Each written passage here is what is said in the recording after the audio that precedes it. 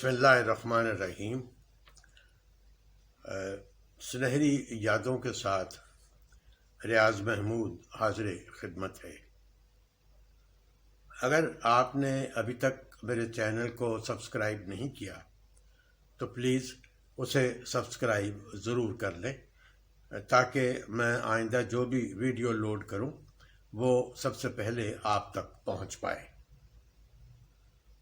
Radio کی ملازمت کے دوران میں مجھے کئی باکمال شخصیات سے ملنے کا اتفاق ہوا۔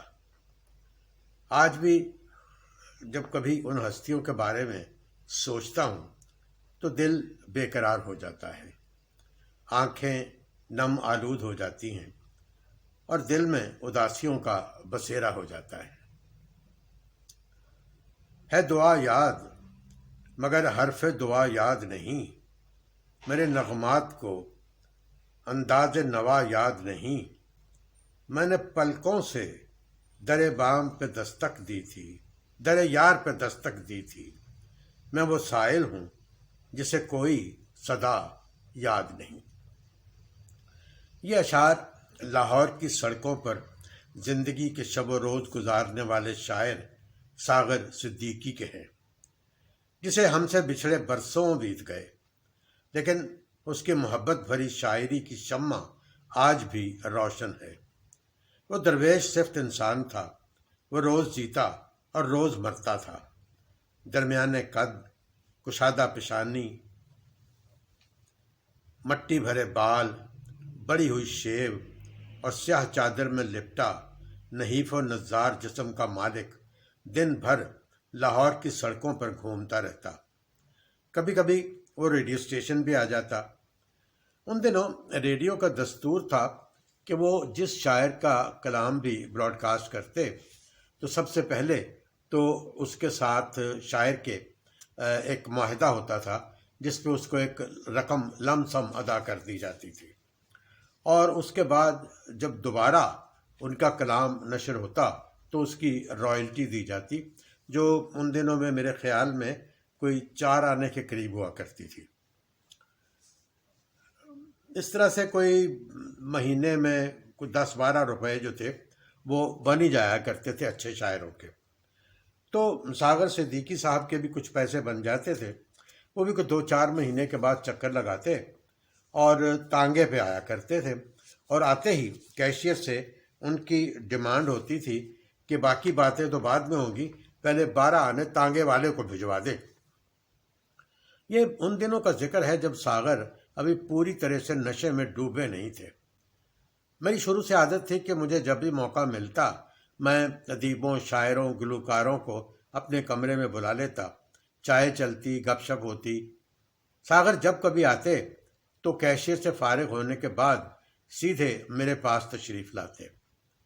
اس وقت ریڈیو میاں فضل حسین کی بلڈنگ میں ہوتا تھا، جسے اب ہم پرانا ریڈیو اسٹیشن کہتے ہیں۔ ساغر امرتسر سے لاہور آیا تھا۔ اس کے پرانے جاننے والے بتاتے ہیں کہ وہ شروع سے درویش نہیں تھا، امرتسر میں بھی وہ مشاعروں میں شرکت کیا کرتا تھا۔ جب وہ پاکستان آیا تو وہ ایک دبلا پتلا خوش باش انسان، جس کے چمکیلے لمبے بال تھے، وہ پتلون کے ساتھ بوسکی رنگ کی شرٹ پہنا کرتا تھا، جس کا سینہ امنگوں اور حوصلوں سے بھرا ہوا تھا۔ مگر یہی ساغر جب گردش میں آیا تو بوسکی کی جگہ کھدر نے لے لی، اور آخر کار ایک سیاہ چادر ہی اس کے ساتھ رہ گئی۔ ساغر اپنی ذات میں سمٹتا ہوا لوگوں سے دور ہوتا چلا گیا، گمسم رہنے لگا اور اپنے لیے فقیر کا لفظ استعمال کرنے لگا۔ رنگت سانولی سے سیاہ ہو گئی، لیکن اس کے اندر روشنی ہو گئی تھی۔ ایک دن ساغر صدیقی سوتر منڈی لاہور میں ایک پان سگریٹ والے کی دکان کے سامنے سے گزر رہا تھا۔ دکاندار نے ریڈیو پر آل انڈیا ریڈیو لگا رکھا تھا اور کوئی گلوکار ساغر کی غزل گا رہا تھا۔ ساغر رک گیا اور غزل سننے لگا۔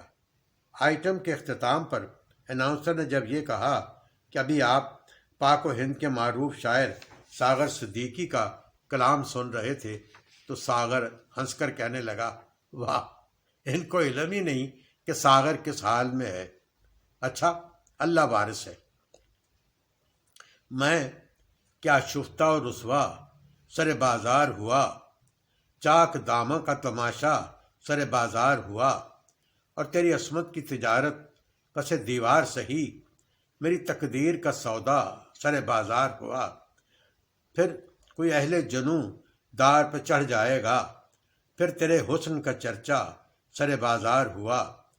ہم نے رکھا ہے دل کے مقام میں برسوں، جو کبھی ہم سے شناسا سر بازار ہوا۔ اور مرحلے دید کے دشوار تھے، لیکن ساغر منزل طور کا جلوہ سر بازار ہوا۔ نامور گلوکار مہدی حسن ساغر صدیقی کے بہت عاشق تھے۔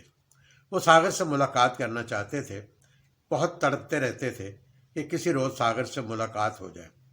ایک روز ساغر کی تلاش میں 1000 روپے جیب میں رکھ کے باہر نکلے، لیکن 1000 تلاش کے باوجود ان سے ملاقات نہ ہو سکی۔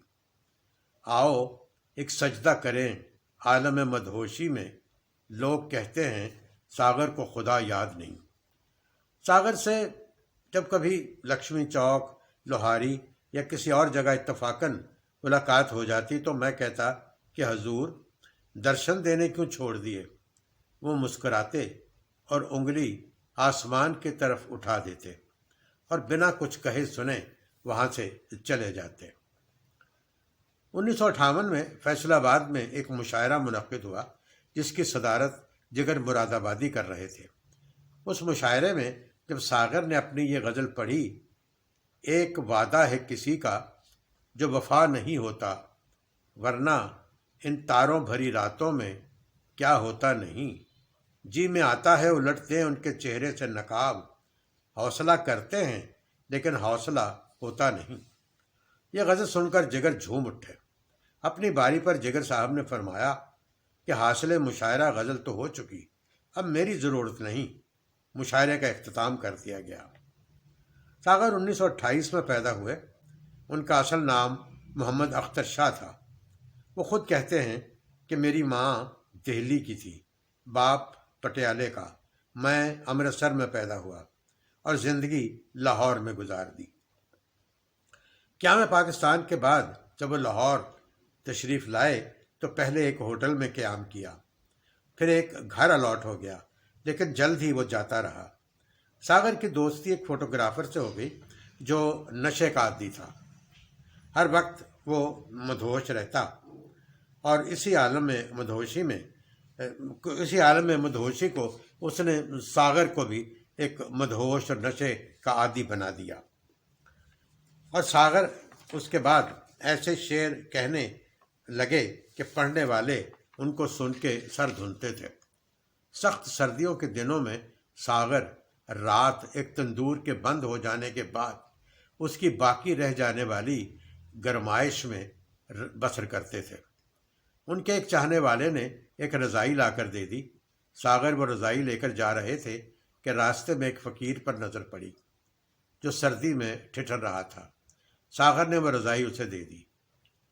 ساغر عام طور پر رات کسی سڑک کنارے ہی بسر کیا کرتے تھے۔ ایک کتے سے ان کی دوستی ہو گئی۔ وہ ہر وقت ان کے ساتھ رہتا۔ مانگے تانگے کا جو ملتا وہ دونوں مل کر کھا لیتے۔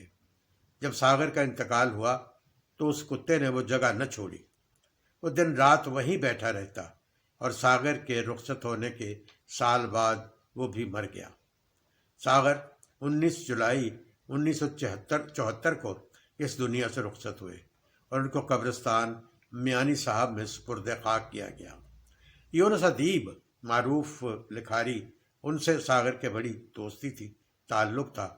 ان کے انتقال کے بعد جب تک یونس زندہ رہے تو میانی صاحب میں جہاں ساغر صاحب کی قبر تھی وہاں پر باقاعدہ ان کی برسی منائی جاتی اور وہاں پہ بہت دیگے ویگے پکتی، لوگ آتے اور لوگ کھایا کرتے تھے۔ جب بھی گردش تقدیر نے گھیرا ہے ہمیں، گیسوئے یار کی الجھن کو بہت یاد کیا۔ آج ٹوٹے ہوئے سپنوں کی بہت یاد آئی، آج بیتے ہوئے ساون کو بہت یاد کیا۔ مطمئن ہو ہی گئے دام کفس میں ساغر، ہم اسیروں نے نشیمن کو بہت یاد کیا۔ ساغر کا کلام بہت جاندار ہے۔ چلتے چلتے ایک شعر سن لیجئے۔ دیوانہ بے خودی میں بڑی بات کہہ گیا، ایک حشر کی گھڑی کو ملاقات کہہ گیا۔ آئندہ ویڈیو تک کے لیے اجازت دیجیے۔ خدا حافظ۔